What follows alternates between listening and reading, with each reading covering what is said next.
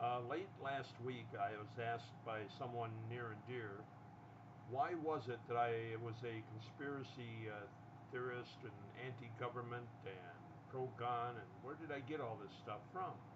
And I've been wrestling with the response to that series of questions for some time, and I don't really think there's a way of getting to a point where my response and the questions that were asked are ever going to line up, because they're talking, each of them is addressing completely separate issues. One is the abuse of government and imposition of undue regulations and laws on the entire population, so that any average American today is breaking the law no matter what he does. Further, when we have got to have any government permission, whether it's municipal government, state government, county government, or federal government, or all, sometimes even all of these various governments have got to approve. When we have got to have their permission to have a pond in the back of the house or not, I can see a building permit, but not per se if you want to put in a private inflated pool that you have to report. This is none of the government's business. As far as the gun laws are concerned,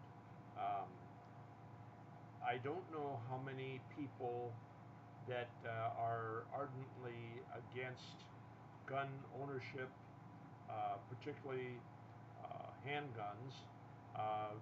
The people that are against this, how many of you can honestly say that you know anything about guns to start with, and you know anything about, quote, gun laws, unquote, or know anything about the meaning of the Second Amendment?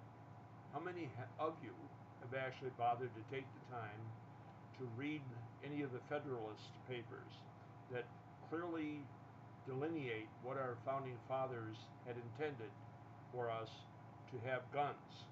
And part of the reason for them, unfortunately, is the possibility that when it comes to rock and a hard place between relationships between the population and the government, that we will have the tools per our Constitution to be able to fight if necessary. Now, some of you I know are going to go to this recent militia takeover of a federal building. I think it was a Bureau of Land Management facility. And in fact, in Oklahoma, I believe it was, and the people that took it over were actually from out of state. These guys are possibly misguided, and I don't advocate doing what they did. But the problem is that when you build up so much animosity in the mind of people who really care about protecting our rights as Americans, the way that those rights were first designed, when you start stepping on all of these people left and right with one law after another and another and another, and then you start advocating socialist programs where working people or retirees, even, we have got to pay for your kids' education. Why? Because you don't have the money. So you're going to get it from someplace else? Give me a break. If you don't have the money for an education, you're going to have to forego that education for a while, and unfortunately in some cases forever, like I was faced with when I was young. I come from a very poor working family, and when I graduated from high school, my mother asked me whether I was going to go to college or not, and of course had no money to do so. But what I did is took a couple of Regents examinations with the State University of New York, and was able to qualify for some state assistance for my tuition. So I ended up only paying about a third of the tuition, which was very helpful to me. Now, that money was in the form of a one-way grant, if you will, based on performance, academic performance, and actual need. And the application for that assistance was reviewed very carefully, and I'm very thankful to the state of New York and the Department of Education there and the taxpayers that helped me with my education.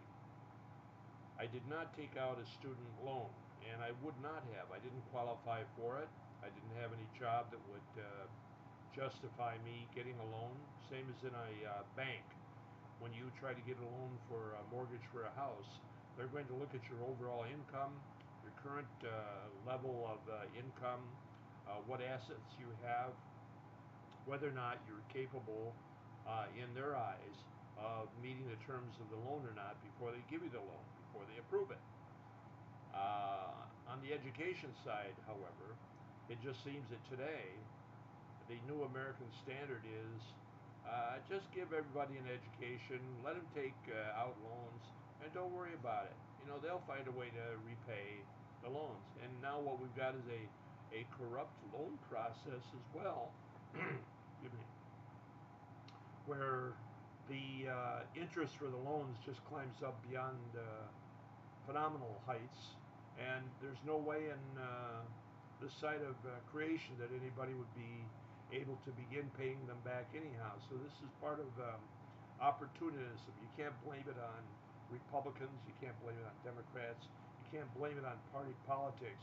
You can, in part, blame it on our legislatures and the people that we elected to go into those legislatures and represent you and I, the American people, the way that we should be represented, not by having them go in and getting a permanent seat in Congress, whether it's a state Congress or federal Congress, and then looking out for themselves the rest of their 20 terms in office until their hair grows gray or falls out, or they become too old to walk and then they can't serve the American people, quote unquote, anymore, and they have to leave.